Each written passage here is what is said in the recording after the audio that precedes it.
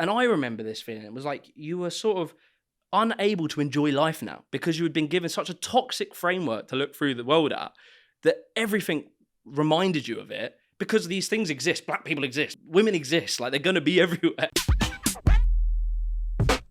Because you mentioned Andrew Tate, and like, as a straight woman, when I watch the advice Andrew Tate gives to young men, I'm like, you realise that he's giving you instructions for how to be repulsive. Yeah, it's so crazy. Like, it's not what we like. Yeah, it's so crazy that it's the thing that it's mad about is the whole like emotionality around women sort of thing. So they try and say this is, and they're so perverted, like the way they like target insecurities. They try and say, your woman will stop finding you sexually attractive if you are too emotionally vulnerable, because it's too feminine and you need the polarity of masculine and feminine to keep that sort of like sexual polarity. And so they say, be reserved, don't open up to her, don't cry in front of her. And it's like, fundamentally, if you do not connect with your wife emotionally, that will cause her to be unconnected to you and probably eventually sexually turn off from you, because like that's a big part of sexuality, is like emotional connection. I don't know if it's like especially for women, but I believe it's for both of us, but it's a massive part of it. And so if you do the Andrew Tate thing, you will literally cause the thing that you're trying to avoid of her eventually being turned off from you. And it's so sad, because they know the insecurity is, what if you do the hard work, you go and fucking meet the woman, you put yourself out there, you become vulnerable, you do all the stuff, you treat her well, and all of a sudden she falls out of love with you. That's so sad. And so like evil to tap into that emotion and then deliberately attack it and deliberately try and like make you scared of that. And by now, they don't even tell you to go and speak to women. They sit on these podcasts where there's like 1-2 blokes and there's 20 women around them, and they just insult the women. They just berate them. Yeah. It's like, what are we doing here? Where do they get these women from? I think they're all OnlyFans girls. Be like, there's no amount of money you could pay me to just sit there and be insulted by a man with a podcast mic. Yeah, they're all OnlyFans girls, and so they go on because then these people that claim they hate them, watching them, will then go and subscribe to their OnlyFans because they're actually, lonely people. And yeah, it's just so perverse. But then you can see how then that feeds, like, it's a self-perpetuating thing again. I can't remember the phrase either, but it's self-perpetuating. Something. Like, because it's like, all right, you bring these women on, you insult them, you subscribe to their OnlyFans, and then you're like, okay, well, I hate you, but you're also taking my money. I'm giving you my money. Yeah, like, you're inaccessible to me, though, and it goes back around and around and around. And I've literally, they don't give advice on how to actually meet women. They just complain about the dating world. That's all it is now. It's like when, as someone who did parkour, you would look at the world through the lens of parkour. So when you would walk around a town, you'd be like, oh, look at that. That's an amazing gap. That's an amazing this. That's amazing that. Because that's like your frame of reference for life. If you're going out like on YouTube, etc., and it's giving you a frame of feminism, you're going to start being a little bit overly aware, and definitely racism. They start becoming overly aware. They go, God, lots of shops with like different fonts and like, you start seeing it when you're looking for it. And I think it reaffirms it. I remember as well, like, if I'm thinking what's pissing me off, I'm not getting pissed off at my boss, or maybe I am, but because I'm not, say, watching like anti-capitalist stuff, I'm not looking at the job I'm in and being like, this is quite exploitative, this is quite bad. So I'm like just pissed off at work for the fact that it is work and whatever. I'm not thinking about it from this frame of having an understanding of like, say, capitalism or something.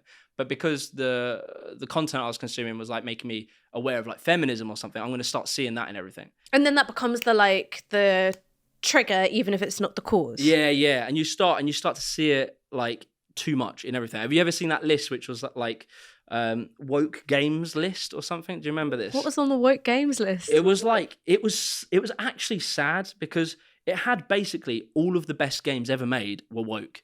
And it was like, there's some bro made a fucking Excel spreadsheet, that's what they do with their time, and listed every game. And it was like quite a comprehensive list. And it was almost like an actual analysis of the whole games industry and where you might see some Marxist feminists. It was almost academic in a weird way. Was it like from the history of games or just like contemporary ones? It was like all games. I'm pretty sure. Was GoldenEye on there? That's what I want to know. Yeah, I wonder.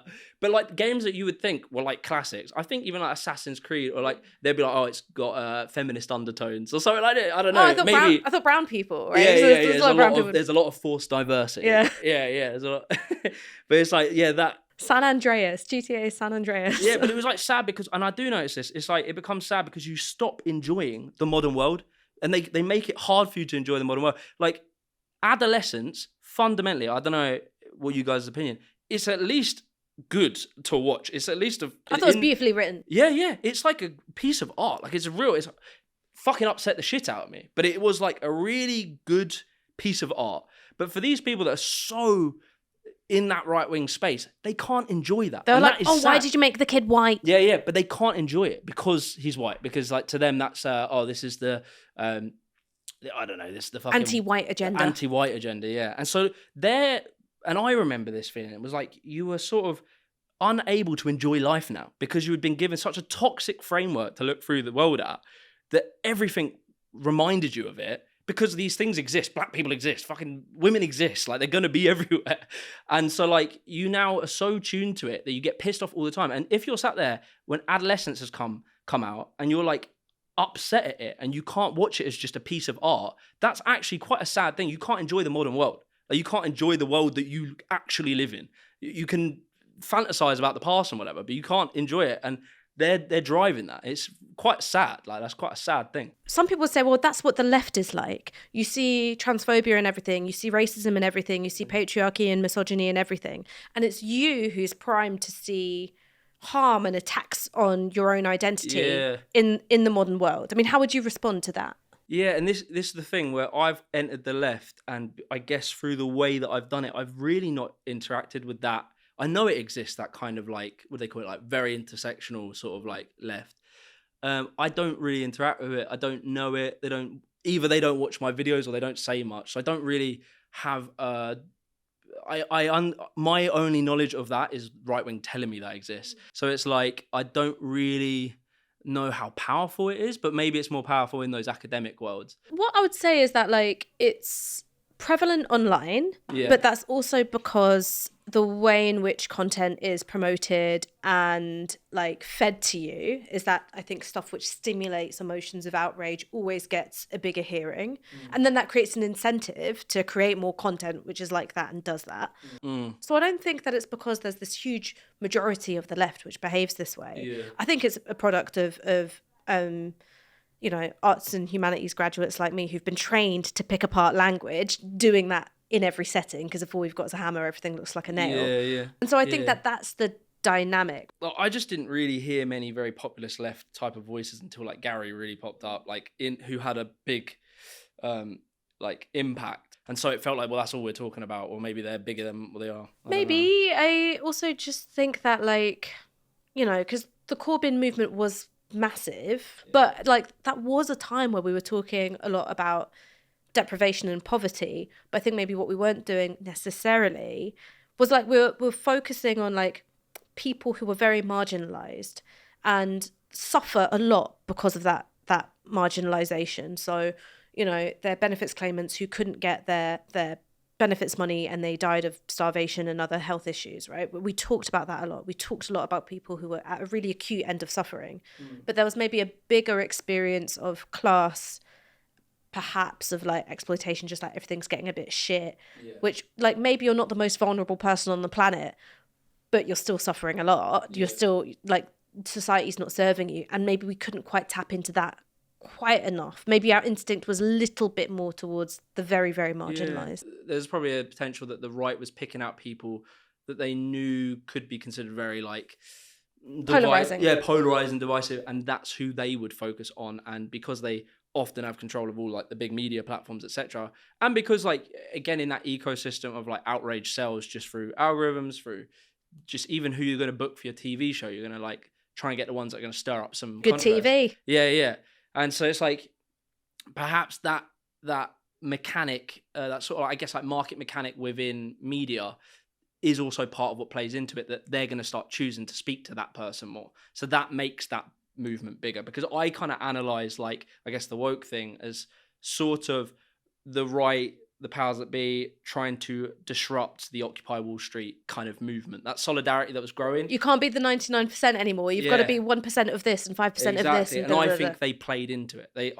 Think tanks, all like PragerU, like Daily Wire, like fucking billionaires were like funding these specifically online right-wing pundits, and they know what they're doing. They're smart as fuck, and I guess the left wasn't equipped well enough to like know how to respond to this, and so they were specifically forcing the left, because they start now going at oh, look at this person who said some, you know, libs of TikTok, look at these crazy, like, I don't know, fucking 18-year-old talking about some really complicated thing that she doesn't understand. There's a David Horowitz strategy paper about exactly this. Oh, really? Exactly this. You should I'd really should try and get your hands on it. There's bits of it extracted, and it's printed in a book called Hate Monger, which is about Stephen Miller. It's really, really, really good. Interesting. Because I really see that's how I analyze what happened. It was like the right, through their think tanks, people like Charlie Kirk, I mean, like manufactured in a fucking lab, came in and saw what would be divisive, and they just focused in on that, lasered in on that,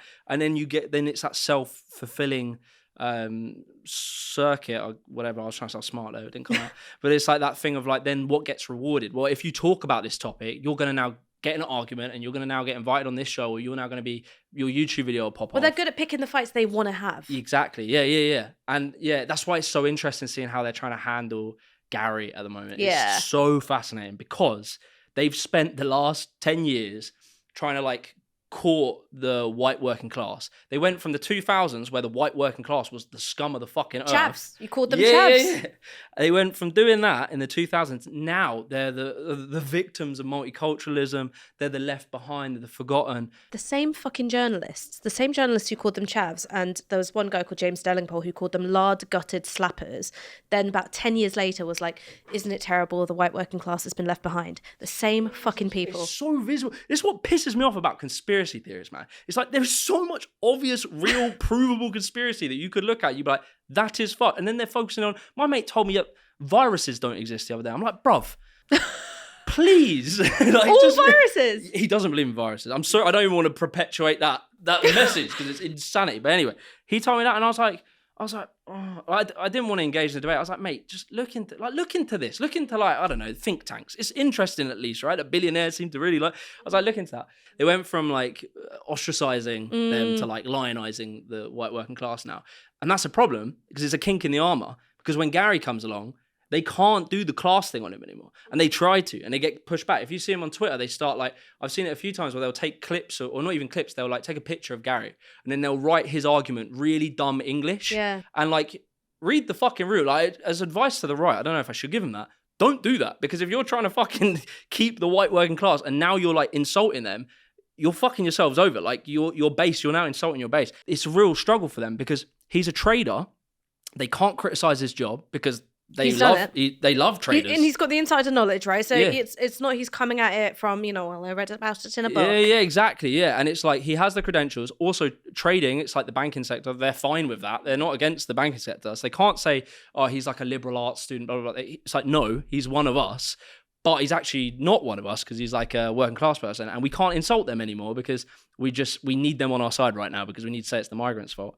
And yeah, it's kind of interesting seeing that like chink in the armor that they have at the moment. And well, that's like, the attack line is he's not as successful a trader as he says he was. And I don't think people will give a shit about that, because what he is saying are truths. It's not like he's presenting like just vague feelings and stuff. It's like people can like analyze their life and that, well, exactly what Gary said is kind of true. We're all being priced out of our communities and blah, blah, blah, blah. Well, one of the things it does is that it gives you a method of looking at the world. And the bit which I find myself quoting again and again is like, well, if you want to really know how the economy is doing, go outside and look at what's happening on your high street. Look at like adverts. That's one. When I was on the tube here, I was like, it's all credit stuff, and it's like trading. Like trading 212 adverts and stuff like that. It's like, yeah, you can see the... Get rich quick. Yeah, exactly.